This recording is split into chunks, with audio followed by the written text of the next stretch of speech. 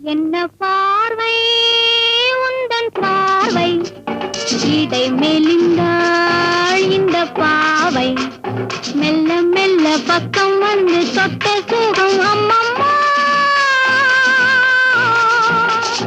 என்ன பார்வை உந்தன் பார்வை என்னை மறந்தேன் இந்த வேளை வண்ண வண்ண சேலை தொட்டு கண்ட சுகம் அம்மம்மா.